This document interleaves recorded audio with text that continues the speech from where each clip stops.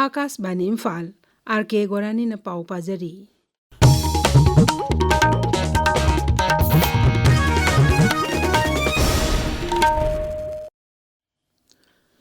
Manipur da hayang kisan divas kam National Mushroom Day pangthokadori. Palan asi kumsigi hiramdi mushroom as functional food saibesini. Numit palan asi ICAR Research Complex for NES Region Manipur Center Lamphel Pana AICRP Mushroom AICRP On-Seed Crops ABI TSP amasung masigi KVK mangana kusamnana sinbani. Tharmadu mari lainana Lamphel Pat ki ICR Complex sa pangthokadaba Laumi Singi Melada Manipur gi Jengum Thaba Myoy Sing Self Help Group Sing amasung entrepreneur sing na saru yagani. Rupamal Theatre ke mapum do suba mapo common thoram amasung kontra mari suba Maitram Bire Award enthopagi thoram hayang nutil theatre asida pangthok lagani. Thoramaduda Manipur State Kala Academy ga kusamnaduna kunmari suba Rupamal Artist Memorial Drama Festival hawdokani amasung Manipuri drama gi sahi sama surapagi thoram su pangthokani.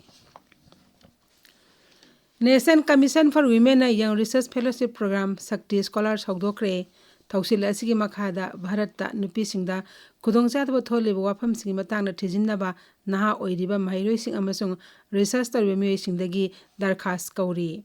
Fellowship asina tongan hiram sing nupi singbu asoi angam thohandaba nupi da chathaba hingsa aini oiba hak amasung achuma phangnaba hotnaba cyber safety haksel amasung masi oiba chingjak phanganba sel thumge sakti piba amadi sinmi oina saruk yabana singda research tawbo pungning thagotkani. Bharat amasu New Zealand na laibak animakta kana gadaba aitihasik oiraba yam asa laiba free trade agreement yanakre wafam asi ngasi Pradhan Mantri Narendra Modi amasu New Zealand ni Pradhan Mantri Christopher Luxon na laukthokibani. Pradhan Mantri Narendra Modi na ngasi Sri Luxon ka telephone da wari sanaki free trade agreement ki matana wari sanaba adu sahi aski March ta Sri Luxon na Bharat ta laklamba adu da hawkibani. Tha mapan gi manung da yamna khongjel yangna FTA gi matang janaba ngamkiba du laibak ani gi mari hena sasil hanaba rajniti gi aningbadu pangthokpani haina lusingba ani na yanakhi.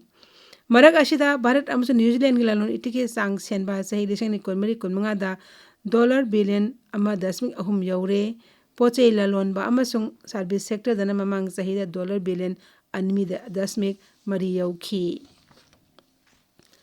Defense Research and Development Organization DRDO amasung Rashtriya Raksha University na Defense amasung Internal Security matangda Research Education Training amasung Technology da punna thabak tawinanaba yanasi ama sahi tawnakre. Yanasi edu sangnaraba scientist amasung production coordination amadi services interaction director Chandrika Kaushika University asigi Vice Chancellor Professor Bimal L Patel ga ngasi New Delhi da ngaksen mitrajna sing mamangna sahi tawnakhi. Delhi Environment Mantri Majinder Singh Sirsana Hairi PUC yaudravadi thau piro have khongjang hek hawbadagi pollution under control certificate lak ani hena pikre. New Delhi da ngasi pawmi sing da wangang bada mantri na lanai company sing da grab for thaurang innaba appeal tawki amasung madu indragadi akan mathabu lakhot ken haina section naba khangan khi.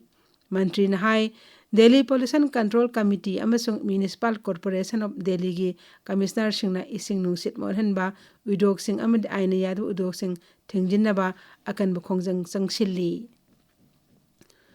Bangladesh ke Mohammad Yunus na lusing bamar ki sarkar na extremist sing da sakti pi Bharat ki mayok telem na wakal sagat halli amasung ganatendra ki mapangal sonthali haina laibak asigi hangi Pradhan Mantri Sheikh Hasina na maral siri.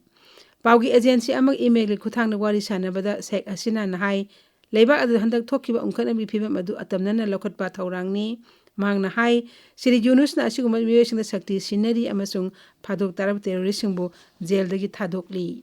Mang na hai New Delhi na makhoi diplomatic staff sing asoi angam thokadra haina nungnang ba poklibado maram sai Sheikh Hasina na hai Bharat asi Bangladesh ki khwaidigi asiatpa marupni amasung sahi lisang sena puna thabak tawminna laklaba laibak ni. Laibak kyada laiba America gi mission sing da laiba career diplomat kuntrarom ambassador amasung ate phampai sing thadoktana halaknaba America na khangan khre. Mamang seolda yamdrabda laiba kunmapan gi diplomatic mission sing da mako inthabak tawriba singdo halaknaba khangan khre pauloi jare.